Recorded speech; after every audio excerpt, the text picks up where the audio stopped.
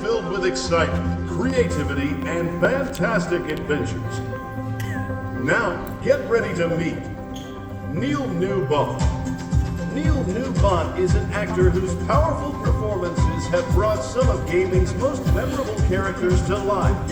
Best known for his role as Astarion, the charming yet complex vampire rogue in Baldur's Gate 3. Newbon has captivated fans with his range and intensity. His talents extend beyond the Forgotten Realms, with standout performances as Nikolai in Resident Evil 3 and Elijah Kamsky in Detroit. Become human. Please welcome to the stage, Newbon.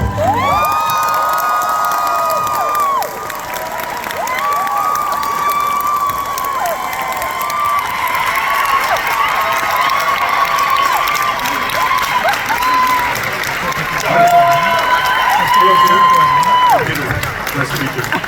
Peter, have a seat. Feels like school, like you're all here. Welcome to the lecture of how to spend most of your life penniless. Hi folks, nice to meet you. Hello, hey. You were a bit, hello. Hey, Stockholm. You were Humor do. Robin Bratak, darling. Love your G.I. Joe tattoo over there. Yeah, thank you. Awesome. You were a bit delayed. Have you been tied up with other fans? I was directing until very late last night, and then had like 3 hours sleep, got on the plane and came here. So we've been signing already and doing photos. Right. But I had a nap. Because I'm a little tired. Well deserved, I'm guessing. Thank you very much. I'm awake now, which is good. And he's here for you guys. So as I said, if you want to ask a question, please form a line. And I'll just warm you up a bit. Warm me up, darling. Yes, I'll do my best. Why not, darling? So you started acting in I want to say the 90s, right? Yeah, I sort of I came to acting which is in a way that is quite common for a lot of people that get obsessed with acting, I would say. I was a kid, about 15, I joined a group called Central Television Workshop, which was for kids, but to experience like a taste of what it is to be an actor. Right. I then joined National Youth Theatre. Ed Wilson, with the amazing Ed Wilson, who sadly passed away many years ago, was my sort of mentor, alongside amazing people that have gone through that system. It's a charity, but we put on a play, right. A professional play. So and then I got into a bit of TV before I left school.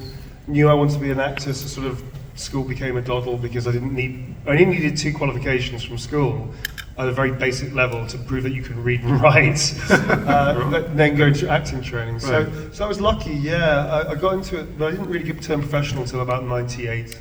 99, or maybe 2000 actually, yeah, about 99, 2000. And then a decade later, in like the 2012 or so, you shifted. Broke! you shifted towards...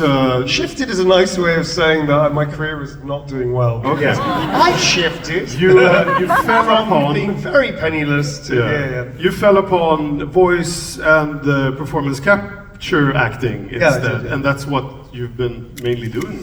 Yeah, I mean, since then. Yeah, I'm not exaggerating. I was very close to quitting acting, not because I wanted to, which is like the only reason that people should quit a vocation like artistry, craft, is because you don't feel that you have it in you. You don't want to do this anymore, or if you're not successful, it's too much that you just basically, I don't want to do this anymore. Yeah. It has to be your choice. Nice. And that would, unless it's a situation that I was in where I literally couldn't financially sustain living in London, having so much debt, not being able to eat properly or house myself properly and all that kind of stuff.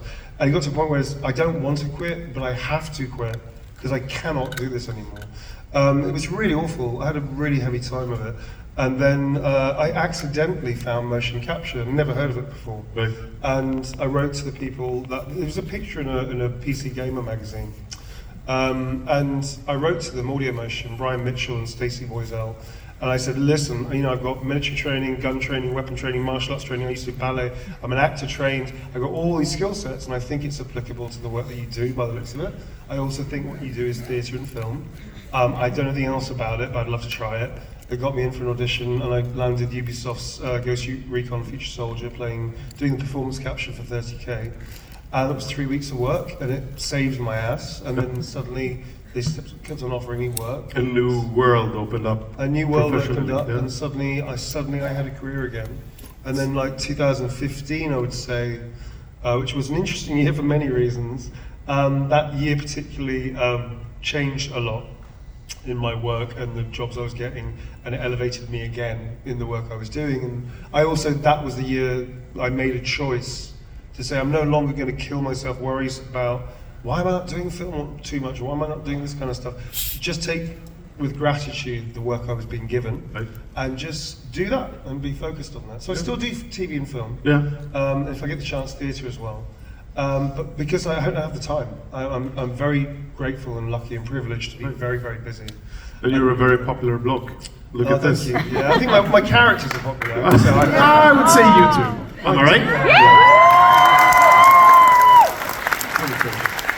Let's open up the floor for questions. Okay? Sure. So, hello. Hi. Hi, Neil. Where do I have to go? darling. Hello. Hi. Hi, welcome to Sweden. My name is Frederick. Hi, and my Frederick. question for you, Neil, is... Are you the ambassador? Welcome to Sweden. Oh, thank you. Hi, He's the Frederick. king. Nice to meet you. Actually, How you doing? you have portrayed a lot of original characters in Say that different again, games. so I can- You have portrayed a lot of original characters in the games, like Astarion, Oh, yeah, and then Heisenberg and Resident Evil and so on. Is there any existing fictional characters that you would love to portray if you get the chance? I can think of 3 off the top of my head that would be very interesting. Are you taking 10%? Maybe. I don't know, man. I mean, to be honest with you, by and large, I don't tend to think of other people's work and go, oh, I would like to try that. I think the Joker is one exception. I'd love to play the Joker. That's one of the 3 I thought of. That's a bit too much. No. I think you. I think I could make a good Joker. Yeah, you would, I think I've yeah. got some good Definitely. ideas. I mean, for me, Astarion is as close to the Joker as I've ever got, in a way, without being the Joker. And I don't mean that disparagingly against the character, because I actually think Astarion's more complicated than the Joker is. I think the Joker is less. No, I do. I think he's less. He's a very complicated character, but I think Astarion's more complicated. Because I got to play every version of Astarion. Do you know what I mean? Yes. So, not off the top of my head, not really. I like complicated, interesting, different characters. Like the first character I played after Astarion was a fish in a jar. That's kind of my bag. So, like, playing a mutant fish in a jar that's a coward. But no, nothing off the top of my head. What do you think I should be playing? Well, Joker was one of them, and the Yeah. other 2 that I had in my head was Dracula, but that's sort of Astarion also. Oh, exactly. And quite frankly, Dracula, that hack. Sorry, what was the other one? And the other one I think would be very interesting, and that would be Professor Moriarty in the Sherlock Holmes universe. Yeah.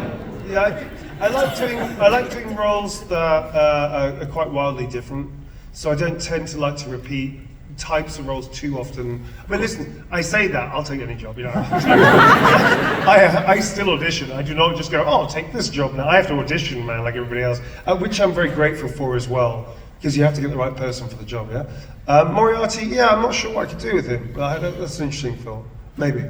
But All right. Thank you. Hello. What's your name? Hi, my name is William. Hi, William. I just gotta say first, I love your performance as Astarion and Thank you. Heisenberg and all those characters. My question is, you've been a part of a lot of game productions and such. Do you have a favorite memory from any of the productions you've been a part of? No, there's not one favorite memory. I have thousands of favorite memories. I'm very, very lucky that I've never had, I always say to people, I've never had a bad day in the volume. And that goes for being in the booth as well. I've never had a bad day. I had challenging days. I've had days where I physically burnt out. I also had a few days where I got some pretty heavy injuries. I actually, we swear, can I use? Oh, you can. This is not televised. I didn't or- know the sensibilities of Sweden, darling. Suddenly half the people leave. Oh my God, he said, fuck, I'm out. Sorry. I really fucked my knee up from a high fall in Horizon Zero Dawn when I went through the mat and was doing a somersault twist off 4 meter drop, and my knee went through the mat onto concrete. So that was it. And then I had to start work, because that was the first thing up of the day. And then myself and a lovely actor We were doing the fight sequences for Horizon Zero Dawn, and I had to. That was the middle. That was like the beginning of the day. I cracked my knee. Didn't tell anybody. I just took a shit ton of ibuprofen. Phoned a GP friend of mine. Went, what is the maximum a human being can actually take of ibuprofen? Not legally, but what is the actual maximum? So he gave it to me off the record. I won't name him because he's GP. And I did that, and then just carried on, man. So that was an interesting day. But I've been lucky. I don't have a bad day. In the same way that I have so many wonderful opportunities to work with great directors. Larian have been Dream for 4 years. Amazing actors like 258 in Baldur's Gate, but also hundreds beyond that. I've got a mocap family of people that all over the world. There's too many memories, man. So it's not just one. It's a lifetime of memories I've made. It's an interesting thing about memory, isn't it? So I guess a bad day teaches us about ourselves. You know, a good day reinforces what we strive for. A great day makes a memory. I think that's how you have to view life. Do you know what I mean? That's how I view life anyway. So I've had many, many great days. I'm incredibly lucky and privileged to do them. Hope that helps. Great, thank you. Hello. Hi, I'm Pauline. And, What's your name? What's your name? Pauline. Hi, Bonnie. And I just wondered, you said that you had like explored all the different versions of Astarion, Yeah. like because you've done all the lines, obviously. But I wondered if there was a story or an ending for Astarion that you think No. is the better Not one. at all. I mean, it wasn't just lines. I did full performance for Astarion, so it's performance capture and voice. So I physically done every possible way you can portray him, from the Ascended version, which I always think is operatic, to the Spawn version, which is more theatrical. Do you know what I mean? That's the difference I had to make. I had to find for myself. But Stephen Rooney, the creator and main writer, as well as the other supporting writers that went towards writing Astarion, did such an incredible job. We covered pretty much everything that is possible within the confines of the story. I don't have a preference because I cannot have judgment with my characters. If an actor judges what is the best, right way, especially in branching narrative, what happens is that judgment will start making your choices for you, as opposed to you being a craftsperson honoring whatever they need to do and whatever they choose to do in that moment. You can't judge them. So an interesting example of that, Kevin Bacon played a very uncomfortable role. I think many of us, I particularly found it uncomfortable. He played a paedophile in The Woodsman, and it is a very difficult film. It's not crazy explicit or exploitative or anything like that. It's very difficult because he's such a great actor, and he plays this character, and it's sympathetic, kind of, not really, but kind of, that you start going with the character until the film reminds you what he is, and it is mind-blowing. However, I have very strong feelings about, pedophiles, obviously. No, seriously, we do. I hope everybody does. Yeah. It's not okay, But if you're an actor playing a very difficult role like that, you cannot judge that character. You just have to play the character. The audience judges the character and the story. Okay, that is an extreme example. But if you play Hitler, same thing. If you play Idi Amin, same thing. If you play Trump, same thing. You know what I mean? I would love, if I ever played Trump, I have very deep feelings about Trump. But if I ever played Trump, I hope I would be a craftsperson first and really try to understand him as a human being. Horrible though he is. Okay? But I would play him without Neil's opinion of Donald Trump. I would play him, shouldn't even saying his name, you say it 3 times he appears. Hello, Sweden. I love your cheese, great cheese. I put it on hamburgers. Let me tell you something. This guy, great actor. Plays all my favorites. Murderers, sinners. Great guy. Yeah, so anyway, do you know what I mean? It's like, so an actor cannot judge. Wow, I've woken up and taken on some very strange things. So what I'm saying is all these difficult, reprehensible, evil characters, actors cannot play them as such. You've got to honor the story no matter what. Then, if you watch it back, you can have a judgment on the character, obviously, So it's your opinion about your story that matters. how you choose to end Astarion, Gale, Karlak, all these other different characters' journeys. That's what's valid in that playthrough is your choice. That's the point. Right. I give the best answers. Best answers. Scarily good. Harris's answers, not as good about games. I mean, we're all laughing now, but it's like 3 or 4 days away, man. I know, we're just sweating here in the way. Let's keep our fingers crossed for a better future. Hello, what's your name? Hi, Neil. Hi. First of all, thank you for your work. It's amazing to Oh, watch thank you very it. much. It's always a pleasure and a joy. Thank you. My question for you. Yeah. I'm a big Heisenberg fan, so thank you for that. Excellent taste, kid.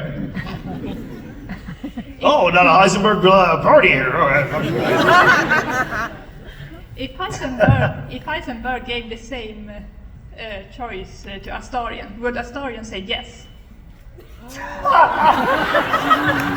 What? Okay, I don't know, dude. What do you think? I think for shits and giggles, probably, right? I think so. Yeah, I mean, yeah. That is a crazy question. I don't know. I haven't really thought about it. I probably won't think about that. What do you think? I think is more important. I think he probably would, but like, of course. I will have. Welcome to the village, I suppose. Cool, thank you. Thanks a lot. Thank you.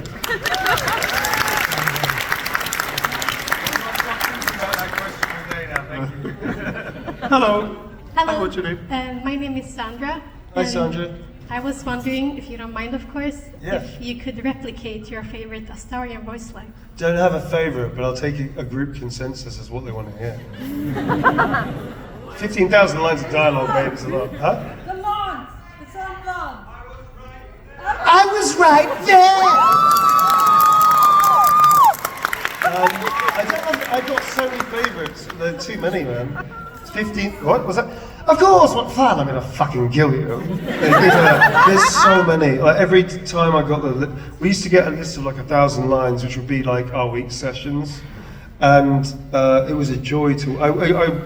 Apparently, Deborah doesn't do this, which I think is hysterical. I used to read through all my lines with due diligence. Apparently, Deb did, and she's turned out it was amazing because she's very talented.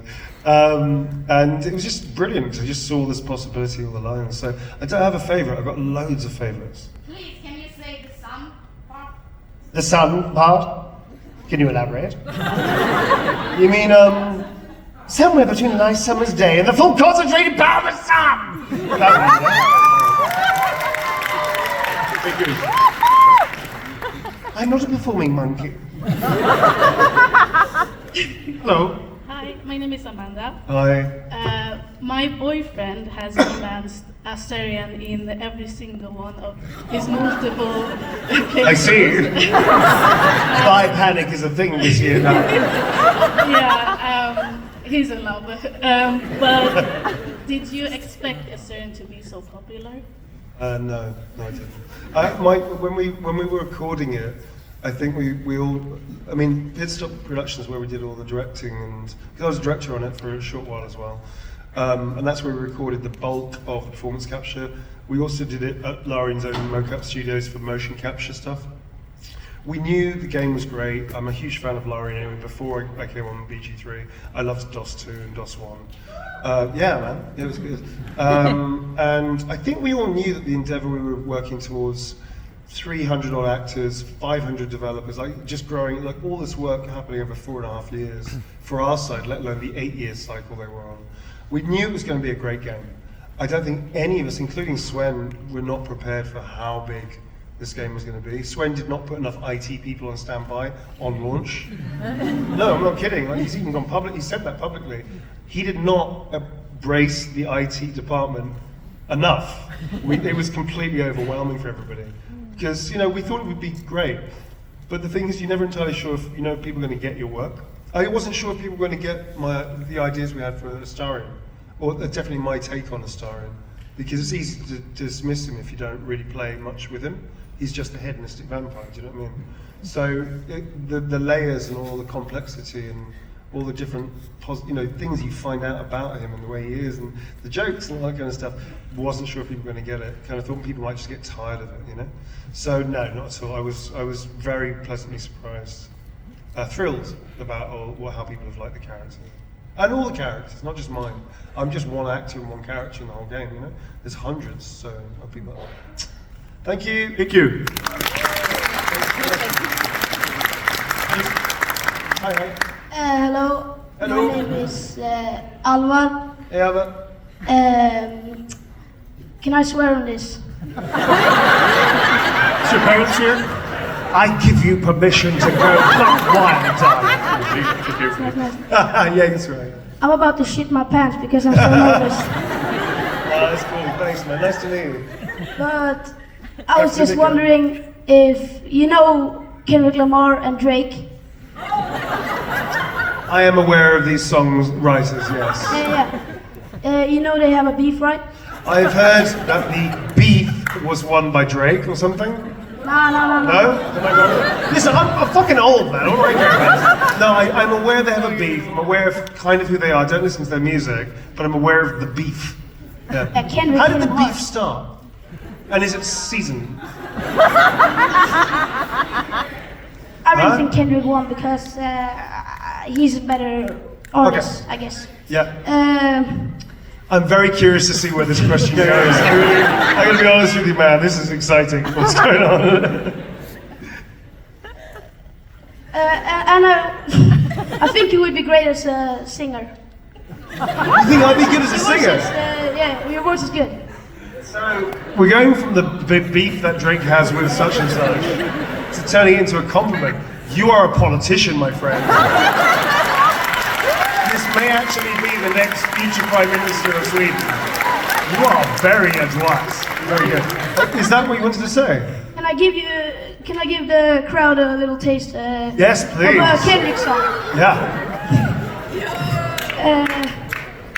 They're not like us. They're not like us. They're not like us. Yeah. Thank you. You done any musical work? Are you just blown away by the kid's confidence, man? Seriously, that's your new ruler, man. You're just like, that kid is smart. Have I done any music? No, I was in a play called They Shoot Horses, Don't They? Which has music in it, but is a theatrical play. It's a 1920s dance hall. It's one of these dance marathon things I used to do for publicity and stuff during the Great Depression. So I'm a singer. I love karaoke. There's a public knowledge thing. I don't talk about my private life very often. That is one thing I've allowed out. It's going to turn up on your karaoke Wikipedia page that you love. Yeah. I'm not telling you which are my go-to songs, but I love massive karaoke. Yeah, you know them. Yeah. So I don't do musicals though, because it's like, I don't know. There's something about weird for me about like having the internal monologue externally through the majesty of song. Yeah. Makes me feel a bit strange. Right. I like the idea of a character breaking into song in a scene, sure, but just go to sort of do an aside and go into a number and then come back as if nothing's happened is just like a fever dream to me. So yeah. So hopefully the next Joker portrayal will not be a musical. No, if it's done by you. But I would definitely make him dance. That's for sure. Oh yeah, yeah, for sure. Digging that. Hello. Ciao Neil, my name is Angelo. Angelo, we met earlier. Yes, we did. Tu italiano, no? Sì. Piacere. I'll do it in English, obviously. Sure, do it in English. I've been playing the game many times more than I want to admit. I might say obsessed. Mildly. So, I always play with my partner, and there's always something really missing from me in these playthroughs. And I'm not really allowed to ever have you as the partner. Ever. So she's in the audience, so I thought, wait. Where is the bitch? Yes. So, it's not a question, it's more of a request. Okay. Can you please tell her to let me have you? Where is this person? She's right up there. Where My are you? name is Marlin. Are you the one that's kneeling down? Oh, there you are. Hello. Why so greedy? Can't you share, darling? No, just a little soupçon of the star. No, just a little. No, fine. Let him have his way. Thank you. Merci. Hello. I feel like I've blessed their relationship or cursed it. Nice to meet you. Hi.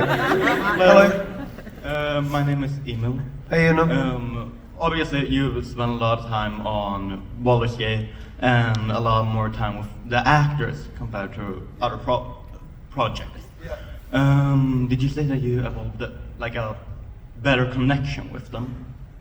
Yeah, sure. I mean, I've got friends from almost every kind of big job that I've done. Like this, I still see Nicole Tompkins, Maggie from Resident Evil, Jeff Shine as well is a good mate of mine. I mean, we have lots of, the thing about being an actor is you have a transient, nomadic existence.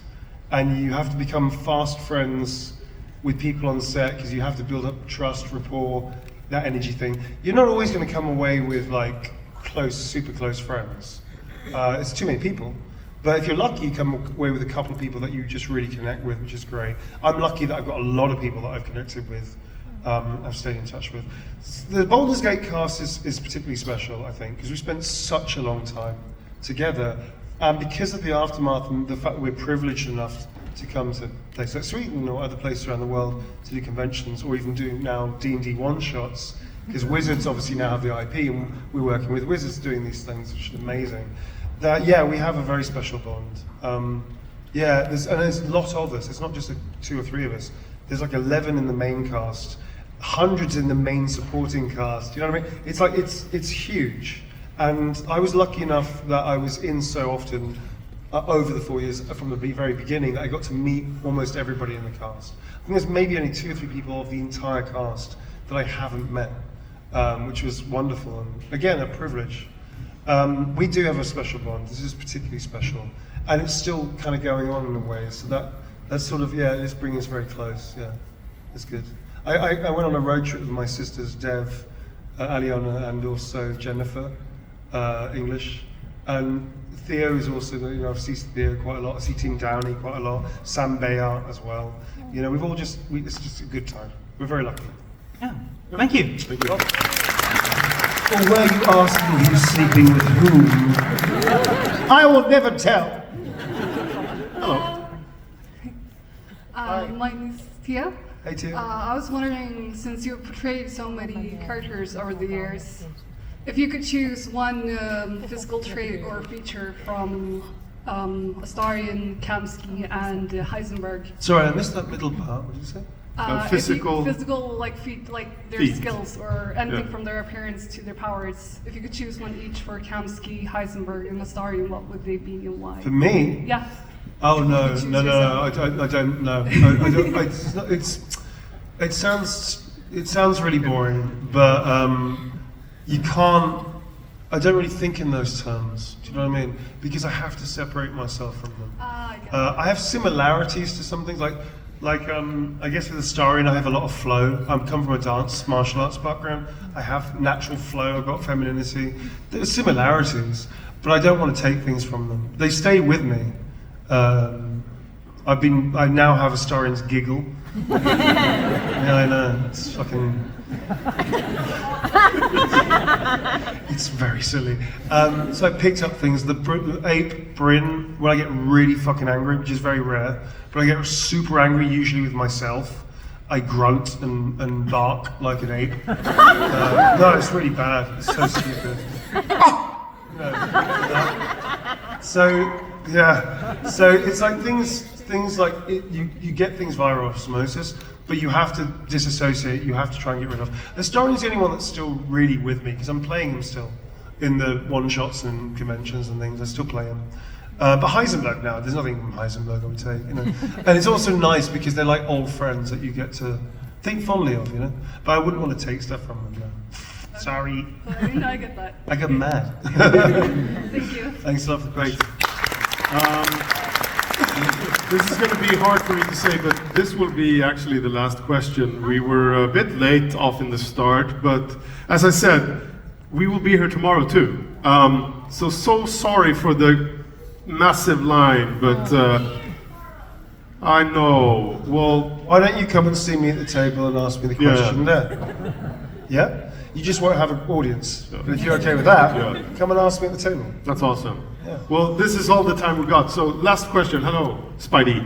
Hello, my name is Kit. Hi, Kit.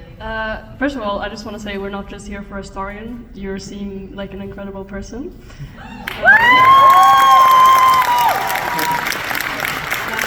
I was going to ask if there was a moment in production with Astarion where you felt like you really fell in love with him as a character, or like Yeah, there anything was like actually. that? Yeah, there was. Was it like a specific moment? Huh? Was it a specific moment? It was a specific day, I think. It was about 3 weeks into it when I finally sort of really unraveled who he was for me. And then I realized the possibilities of him. It was a day when, because up until that point, we kept him very close and quite locked in. So if you play the game, if you notice when you first meet him, you can take those beasts. His voice is a lower register slightly. He's very closed in. His physicality, the physicality I chose was much more closed in. And at some point I went, there's an opportunity here. He's got to know the character. So now we can make him a little bit bigger. And I started pushing boundaries with the director and Stephen Rooney was the one that actually fought my case because he really liked what I was doing. And Darling, for instance, apparently was not supposed to be a thing. And when he heard me first say my first darling, he went, oh, I like that, and started writing about that. So actually, Stephen, I didn't work with Stephen to make the character in terms of the dialogue, but my work on his words helped him shape Astarion further, which meant I got to play more and backwards and forwards. And Stephen and I have talked about this together and publicly as well. So I started pushing boundaries of where I wanted to go with him, using more craft, more techniques. And as the story started fleshing out, I started coming up with more habits. So for dismissing, that's a deflection because actually he's quite hurt. For instance, or like looking down his nose at you. The bass pose is unique to his character. No other character has that bass pose. Do you know what I'm talking about? Like he stands like this. Because he's looking down his nose at everybody in the audience, or the world, or whatever. Yeah? He's opened up his arms, because he's harmless, except his claws are out here, darling. And we also worked in another one which is down here, for when he's revealed his vampiric nature, when he's fighting, when he's aggressive. So all these things sort of came about organically. It's very cool. I've gone way off your question, I think. But it was an interesting conversation, wasn't it? Is that why he sleeps so weirdly? He sleeps like with his arms like... Yeah, but he sleeps like this, but he's also meditating. He's an elf. He used to be an elf, right? So he meditates, he doesn't sleep. Fucking nerd! Sorry. I think you're fine. The elves don't sleep, they meditate. I think you're fine. Excuse me, they don't sleep, sorry. Fucking nerd! You're among nerds. Well, thank you so much. Thank you so much. And as I said, we will have another session. As you said, if you have the possibility to ask Neil a question outside of this room, well, thank you so much. Enjoy the rest of the con, and we will see you tomorrow. Thank you.